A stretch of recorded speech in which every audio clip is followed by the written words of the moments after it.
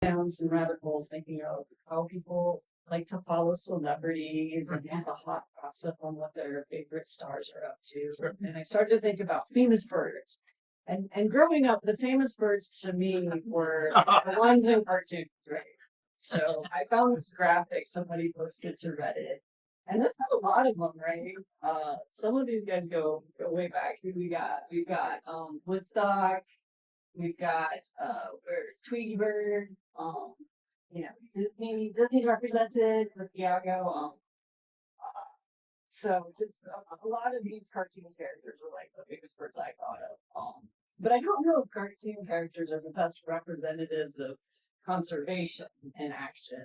They're fun to watch on Saturday mornings, but as far as messaging goes, Woody Woodpecker is just like, you know, a sower of chaos and disrupts other people's lives and then laughs about it. So I didn't think that was the great thing to go for this talk. But what I have learned over the last 15 years of working in the state and an agency like DNR is that on the coast, it's the people that help make a difference for that conservation in action. So it's the people who care and who share their talents and their time, the people who can help spread the word and talk to others in the community that are the actual ones that hold the key and the power for some of these species. The power of changing conservation policy comes from the bottom up if it's going to be successful. So in the past, I've talked about shorebird ecology and habitat types of research that we do at DNR to help inform management. And I'm going to do that tonight just through a different lens. So bear with me. In order to make the point, I'm going to highlight a story of how people use their talents and their influence intersecting with shorebirds as a subject that actually didn't make a difference. And for shorebird stewards, it's a tough job, but finding the thing to connect with a beach-going audience is the foundation.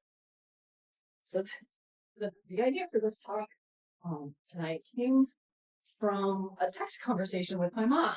So this is Ann Thibault, meet Ann Thibault, my mom. She lives in Indiana, and she loves the beach. She spends the winters in Florida with my dad. I did get her blessing to mention her tonight. But Ann Thibault loves talking to everyone, right? She spends a lot of time on the phone. She loves her daughter very much. My parents had 4 children. They call me the interesting one.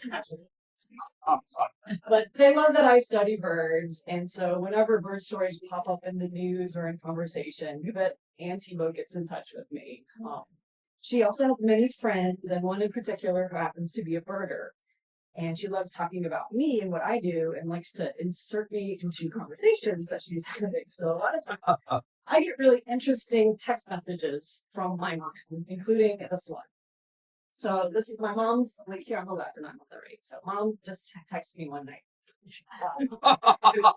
Kathy said she was visiting her sister in Ohio and saw Nellie and Nish, the plover birds. And I'm like, that's great, interesting. And then I like to give a little background because every moment is a learning experience. And I said, great, thanks. Piping plovers are endangered. And then my mom goes, like, do you know that? I was like, well, not personally, you know. I don't my mom thinks I have personal relationships with these species that I study, but anyway, one of my early field jobs was monitoring nesting piping plovers in Massachusetts on Cape Cod. I lived out on Barrier Island all summer, camping in the sand, and we kept track of nesting pairs and which nests hatched, and followed the chicks until fledging. And I lived in a tent and took baths in the ocean. That's what she mostly focused on. But she also remembered that I helped study this type of bird, so she might have been thinking of that. But being my mom, she followed up with a Facebook post. She said, Jen, this is part of what I texted you last night. So she found this Facebook group called Maumee Bay Piping Plovers talking about Nellie and Nish, a nesting pair in Ohio on the shore of Lake Erie. Now, the reason I bring this up and the reason my mom was so excited was that this was part of a story of these shorebirds that made quite an impression on the news and for biologists that have been studying piping plovers for decades.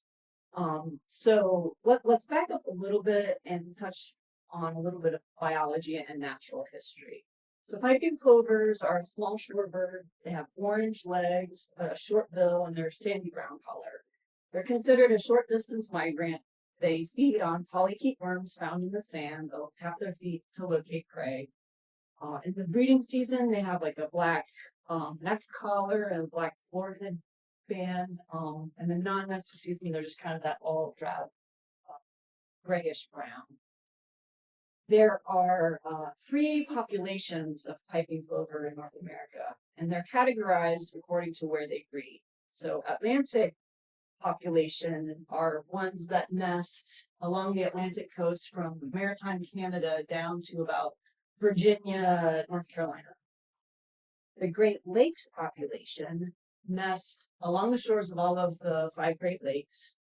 And then the northern Great Plains population nests on rivers and lakes in the mid-continent in the U.S. In the States, they nest along the Missouri River from the Dakotas down to Nebraska. And piping plovers are one of many shorebird species that have been in decline for the last 70 years. The Fish and Wildlife Service listed the Atlantic and Great Lakes population as threatened in 1985, and they actually listed the Great Lakes population as endangered. And the reason for that was just declining population numbers, especially the Great Lakes. When they were at their lowest point in 1990, there were 12 to 13 nesting pairs in all of the Great Lakes, down from a historic estimate of 500 to 800. So I got this from the Great Lakes piping plover webpage. So historically, the Great Lakes piping plover population were spread out along all of the shores of the Great Lakes. And by the 1990s, only those dozen pairs were found kind of in northern Michigan along Lake Michigan and South Lake Superior. With intensive recovery, those numbers had started to slowly recover. You can see in this graph, here's the 80s when they were listed as endangered, and they started to decline through the 90s. And we're about 60 pairs counted in 2010. And then something really notable happened in 2019. In June of 2019, a pair of plovers were found nesting on Montrose Public Beach in downtown Chicago. This was the first time piping plovers had nested there in 71 years. And it made the Chicago Tribune newspaper. And this is the location where that nest was. Yeah.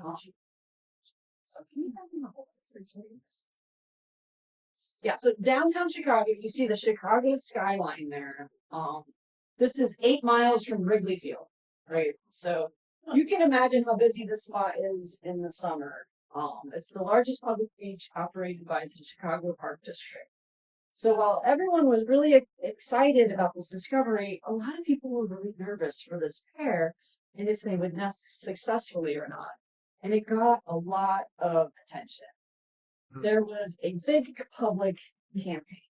One of the organizers named the pair Monty and Rose. Okay, so everyone would know that these were the birds associated with Montrose Beach. And the community really came out. There was an army of volunteers who wanted to help plovers to monitor the pair under the direction of Fish and Wildlife Service to ensure that their nest was successful. And from all this attention, something else happened. It sparked a lot of people to create in their own ways. There were several documentaries and short films about the pair. This one was featured on Detroit PBS station. There was artwork and Instagram posts, a beautiful watercolor painting, photos of the birds, flowers, and lots of volunteers wanting to help, kind of organized by this woman here.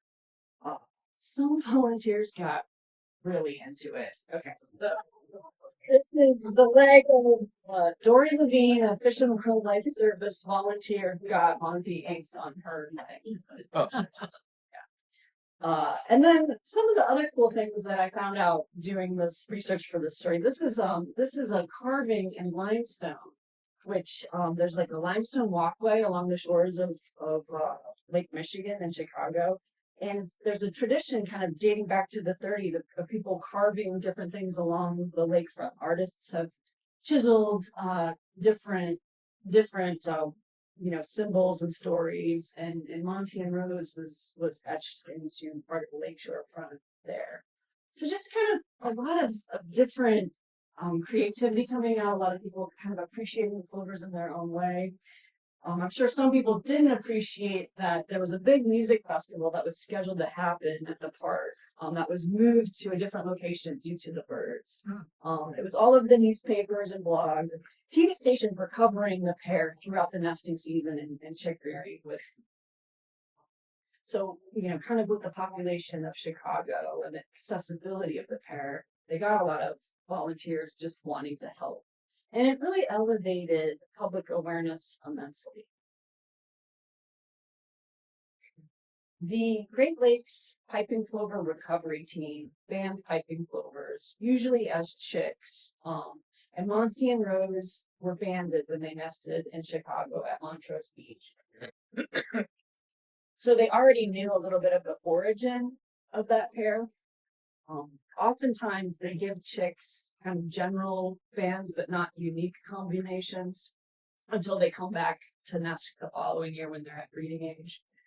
So that summer, the recovery team went ahead and gave Monty and Rose unique combinations when they nested. And this is Monty in the hand right here. So this orange flag denotes that he's from the Great Lakes populations. They all have usually an orange tab on the upper leg. They're associated with the Great Lakes population.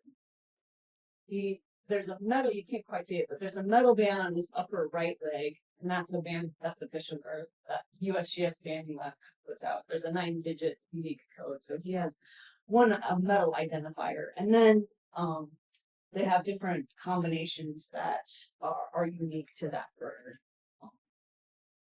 As with most piping plover nests, the suitable habitat is roped off to give the nesting pair a buffer on public beaches. And also, sometimes they use these nest exclosures around the nest to prevent mammalian predation of the eggs. So it's a cage that piping plovers can fit through the spaces, but mammals can't get in and eat the eggs. So Fish and Wildlife put one up that summer, and this was the Facebook post that Chicago Ornithological Society made along with that.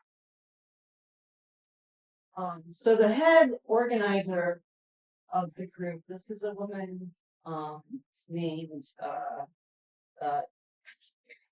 Tamima Itani, and what she ended up doing was getting so involved. She wrote a kid's book about this.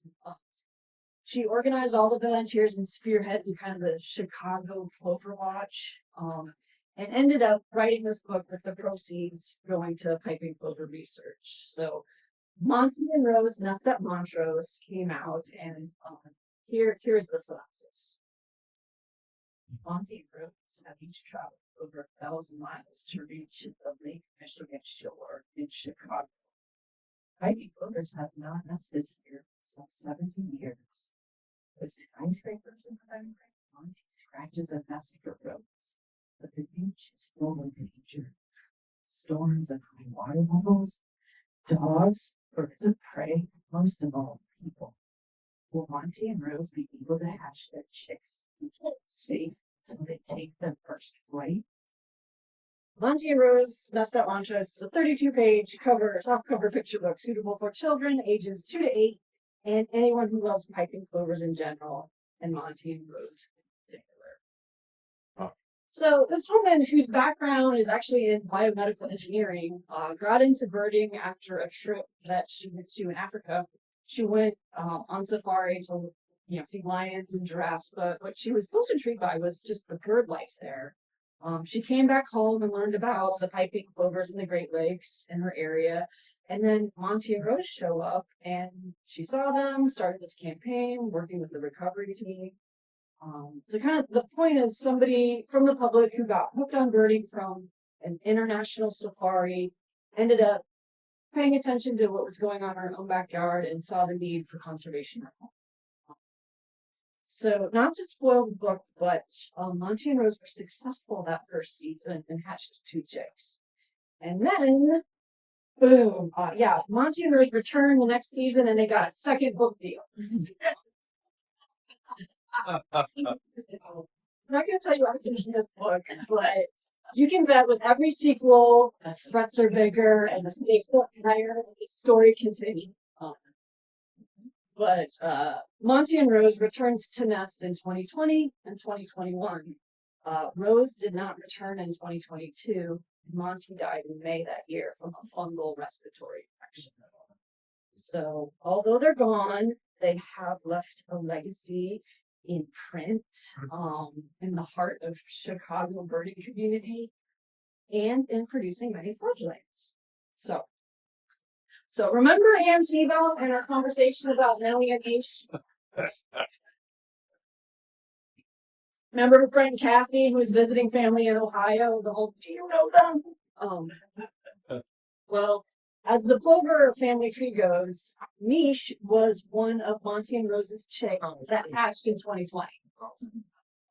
The next season, it grew up and it flew to Ohio to Lake Erie at Maumee State Park Beach. And it found a mate and it started to nest, which was another record broken for the Great Lakes piping plovers. Niche was the first piping plover to nest in 83 years in Ohio on Lake Erie. The cool thing is Niche's mate, Milly, was a chick from another newly recovered nesting site at Presque Isle in Pennsylvania, the other side of Lake Erie. So Milly and Niche hatched 4 chicks in 2021. And just so many people have gotten invested in this story. There's like a whole genealogy of named birds descended from Monty and Rose. So a lot of enthusiasm for this pair. So much that, it made it to my mom in Indiana. So bringing it back to South Carolina, though, as I said, we get all 3 of these piping plover populations in South Carolina during the non-nesting season. And just like Ann Thibault going from Indiana to Florida, in the winter, these birds from the Great Lakes spend the non-nesting season, which is really August to March in the southeast or the Gulf Coast of the U.S. And many of these birds are banded. Most of the birds monitored in the Great Lakes have been banded on the nesting ground, either as chicks when they hatch or as individual adults when they come back to nest. The Great Lakes team uses that orange tab, as I stated, on the upper leg to distinguish their population. And also from my observations, Great Lakes birds appear to be like darker gray plumage than the other 2 populations. If you see them together, you can kind of notice Atlantic coast birds are a little more light gray, and the Great Lakes populations appear more like dark brown to darker gray. As part of my job with South Carolina DNR, I've done surveys and resighting of these banded piping plovers in the winter, recording total number of plovers I see, taking GPS points where they were roosting or feeding. They like to roost together at high tide when the water is covering up the foraging grounds. And then as the water recedes, they'll go to their feeding spot and they get competitive with one another and kind of run each other off of their feeding spot if they get too close. So they're friends during high tide and then they turn into enemies if somebody gets too close to their prime foraging spot. The purpose of these surveys were to help understand how habitat affects the birds, and my surveys included counting birds on the North Beach of Seabrook. We've learned that piping plovers are pretty site faithful. They return to the same wintering spots year after year if they survive. And we see these birds on Seabrook's beach. The cool thing is that Seabrook Island birders have been telling their own stories of plovers here on the beach.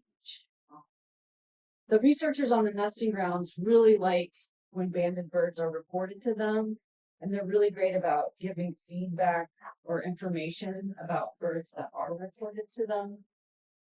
So here's some stories from birds that were seen on Seabrook here.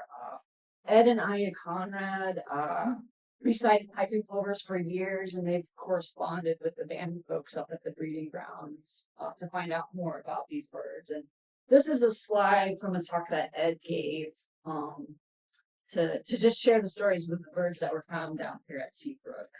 The top picture here was of a bird that nested on Lake Michigan in 2018.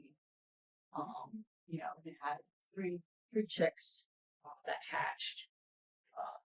This is 2K, so this is an Atlantic coast piping plover. It was banded at Prince Edward Island in Canada, and that bird nested 3 times before fledging their chicks, but they were successful. Very persistent PEI plover. And then this one was called Little V.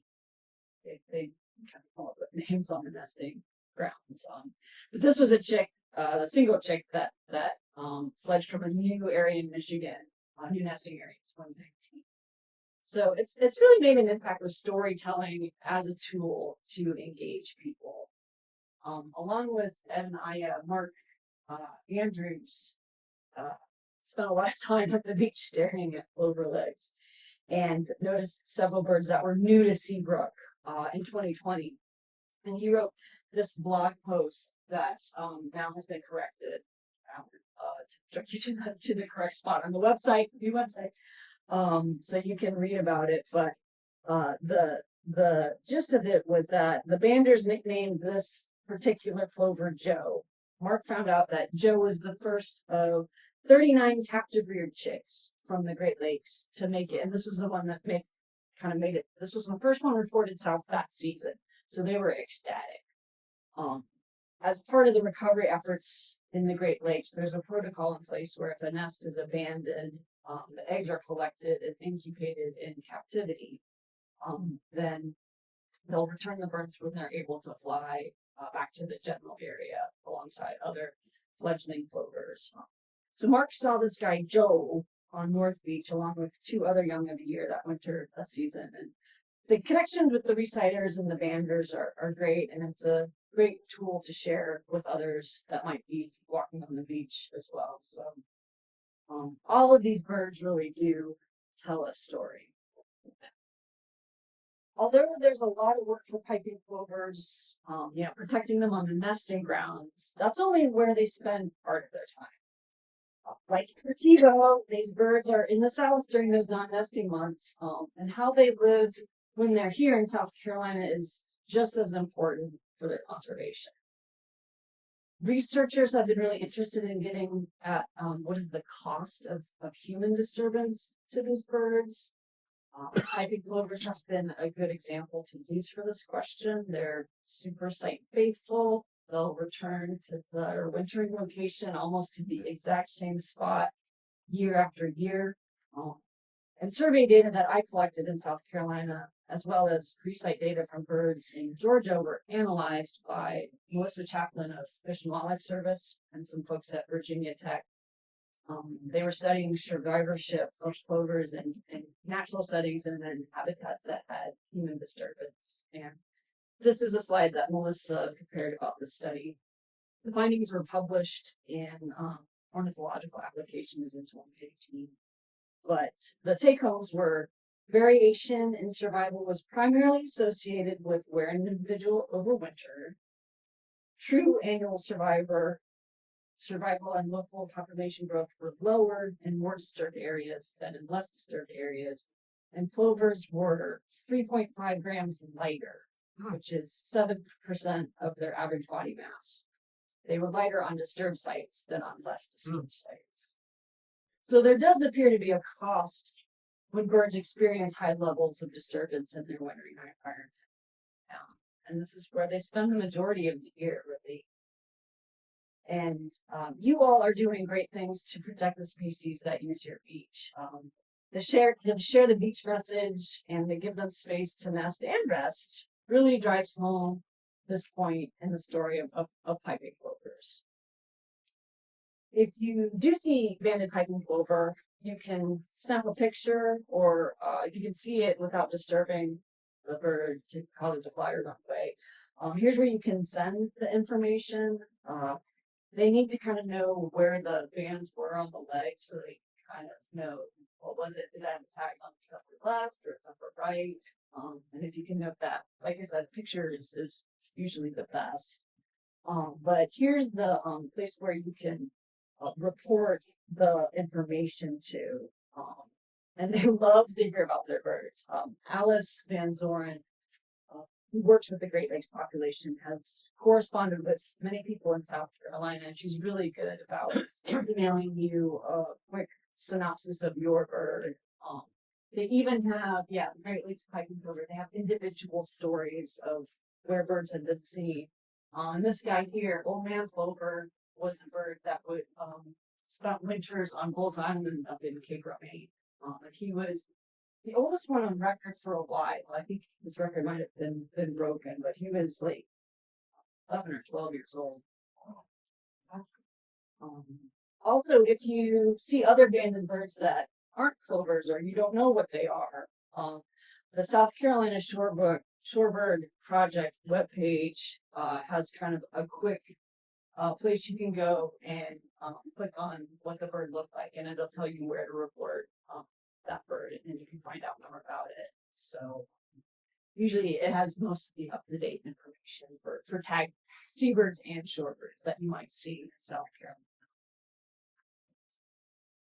So mostly I want to congratulate Seabird Island Birders on their 10 years here doing conservation in action with the community and the folks that run the town, the property owners, started the stewarding program.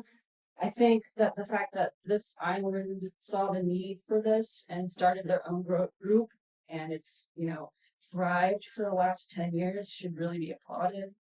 I think you guys all know how special birds can be, and I just want to encourage that message. I hope you can share the stories of those birds with folks that you encounter. Maybe text your kids about it. Because what started out as like my mom's excitement turned into this whole talk and the presentation, and now I've given it to you. So spread the word. Thank you for your time.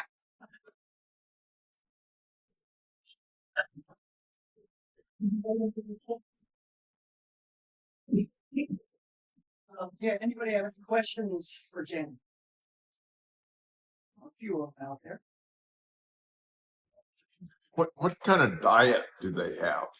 Piping plovers, they eat mostly polychaetes, so annelid worms that are in the sand, they love those. They'll also eat amphipods in the intertidal kind of swash zone. So mostly soft body organisms that are easy to digest.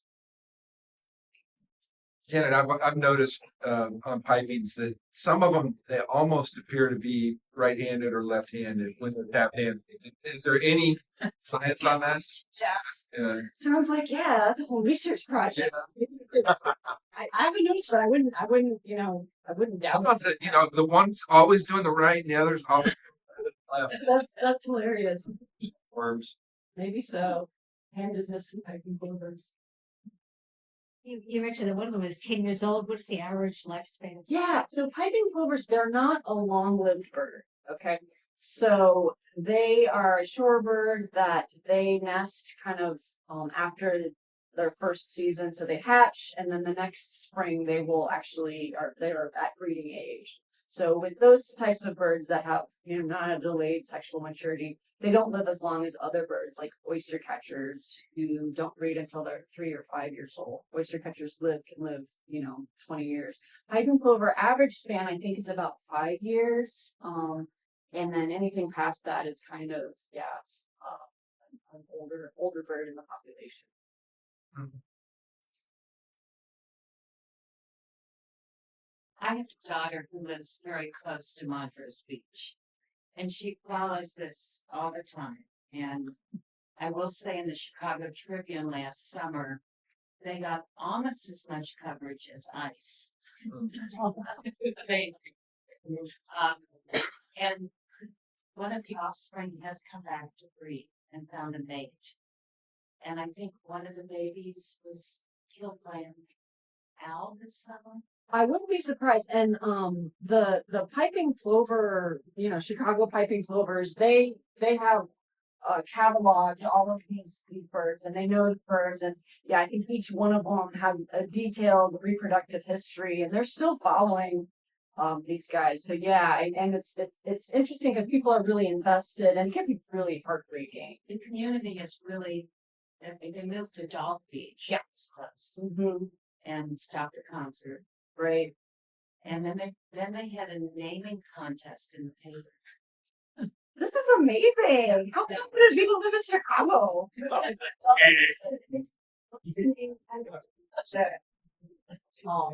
Yeah. I think the community really there was a lot of engagement, and there was a lot of ownership over these birds and their success. And I think folks are really invested in having that be a successful nest. And it is heartbreaking when they don't make it. When Monty died, those flowers were actually a shrine to him. Wow. They all felt it there, but yeah, through when you're nest monitoring, you realize how hard of a life birds have. Like their nest gets overwashed by big waves or a storm, and they try again, and you're like, okay, maybe this time something happens and it gets eaten, and then they try again, and you're just you're on the edge of your seat hoping that they make it. So yeah, when you realize you kind of dig down and watch these birds day after day, it can really make you invested in their success, and you really feel what the challenges are, but yet they persist. So And where is the children's book available? I don't. you can get it anywhere. I don't think it was. I think it was self-published. So, but yeah, if you Google it, you can find her book kind of anywhere. There was two books that she published, and all the proceeds go to piping plover research, which is great.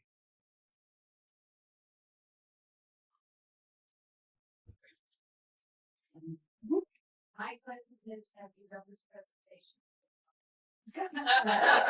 I'm gonna text her on the way home and say they loved it. They all loved it. Yeah, maybe we'll just take a picture. People get a kick out of this.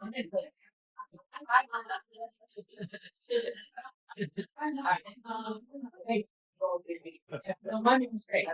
Recorded for if she wants. Yes, you can watch this. Yeah. Well, thank you, Janet. We really appreciate you coming out. I think the message that I want you to hear is that you can make a difference. And we do have a Shorebird Steward program here where you can go on the beach, and we have piping plovers from the Great Lakes population here now. You can actually help these birds survive by becoming a Shorebird Steward. If you're interested, sign up sheet in the back will send you more information. It's not a commitment right now, but we hope that you will make a commitment. So thank you all for coming out this evening.